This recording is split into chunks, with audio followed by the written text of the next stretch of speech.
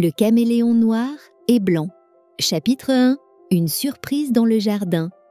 Le soleil venait à peine de se lever sur la maison de Joséphine et Joshua. Les oiseaux chantaient joyeusement et une douce brise faisait danser les feuillets du grand manguier. Joshua, encore en pyjama, courut dehors pour jouer avec leur fidèle chien, Arès. Mais à peine avait-il posé un pied sous l'arbre qu'il s'arrêta net. Là, sur une branche basse, se trouvait un caméléon. Pas un caméléon ordinaire. Sa peau était seulement noire et blanche, comme s'il portait un costume rayé. « Joséphine, viens voir ça !» cria-t-il à plein poumon. Joséphine arriva en courant, essoufflée. « Qu'est-ce qu'il y a ?» Joshua pointa du doigt l'étrange animal. Joséphine écarquilla les yeux. « Il est bizarre.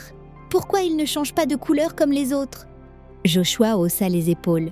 « Peut-être qu'il est cassé. » À cet instant, le caméléon ouvrit la bouche. « Je ne suis pas cassé, petits humains, je suis unique. » Les jumeaux sursautèrent.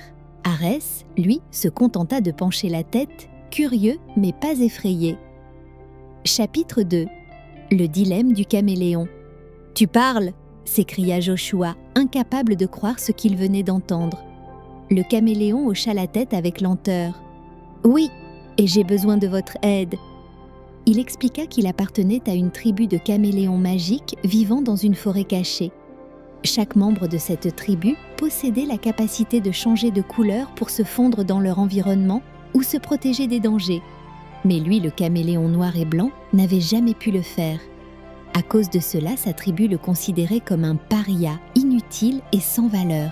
« Sans ma magie, je ne peux pas les aider à se défendre contre les prédateurs. Ils pensent que je suis un fardeau, » dit-il tristement, les yeux baissés. Joséphine s'agenouilla à côté de l'arbre. « Mais peut-être que ta différence est ta force. Tu es unique, et c'est une qualité précieuse. » Le caméléon sembla pensif. « Vous pensez vraiment que je pourrais être utile ?» Joshua frappa dans ses mains. « Bien sûr, tu es spécial, et on va t'aider à le prouver. » Chapitre 3. Le voyage vers la grotte magique. Le caméléon leur confia qu'il existait une pierre magique cachée dans une grotte près de la rivière, capable de restaurer sa magie. Sans hésiter, les jumeaux acceptèrent de l'aider. Le voyage fut loin d'être simple. Ils traversèrent une forêt dense où les ronces accrochaient leurs vêtements et où chaque bruit semblait annoncer un danger. Arès, fidèle et courageux, les guidait en aboyant doucement lorsqu'ils repéraient un passage dégagé. En arrivant devant un petit pont en bois suspendu au-dessus d'un ravin, les enfants hésitèrent. Le pont semblait vieux et fragile, mais ils n'avaient pas le choix. Joshua prit une profonde inspiration et posa un pied sur la première planche, qui grinça sinistrement. « Ça va tenir » murmura-t-il pour se rassurer. Ils avancèrent lentement, un pas à la fois, jusqu'à atteindre l'autre côté sain et sauf. Mais à peine avait-il posé le pied sur la terre ferme qu'une araignée géante apparut, ses yeux brillants fixés sur eux. Arès se plaça immédiatement devant les enfants, grognant férocement. L'araignée hésita, puis recula avant de disparaître dans les buissons. Enfin, ils atteignirent la grotte. À l'intérieur, la pierre précieuse brillait d'une lumière argentée, comme si elle était vivante. Mais pour l'atteindre, ils devaient d'abord résoudre une énigme. Chapitre 4. L'énigme de la pierre. Une voix grave résonna dans la grotte. « Je suis là le jour, mais disparais la nuit. Je suis immatériel, mais indispensable. Qui suis-je » Joséphine fronça les sourcils, réfléchissant intensément. « La lumière du soleil !» s'exclama-t-elle soudain.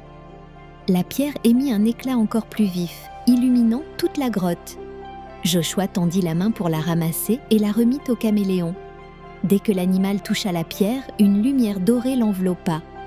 Sa peau noire et blanche commença à scintiller comme des étoiles dans un ciel nocturne. Chapitre 5. Le pouvoir des ombres.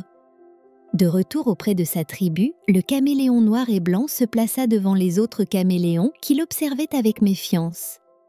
Il ferma les yeux et soudain, l'ombre des arbres autour d'eux sembla s'étendre et les envelopper comme un manteau protecteur. Les prédateurs, effrayés par cette obscurité soudaine, prirent la fuite. Les membres de la tribu applaudirent, impressionnés. Nous avions tort de te rejeter, dirent-ils avec honte. Joséphine sourit, fière de leur nouvel ami. Parfois, c'est ce qui nous rend différents qui fait de nous des héros. Joshua acquiesça. Oui, comme toi, Caméléon. De retour dans leur chambre, Joséphine et Joshua s'endormirent des étoiles plein les yeux et des rêves plein la tête, heureux d'avoir vécu cette histoire et impatients d'en revivre une autre demain.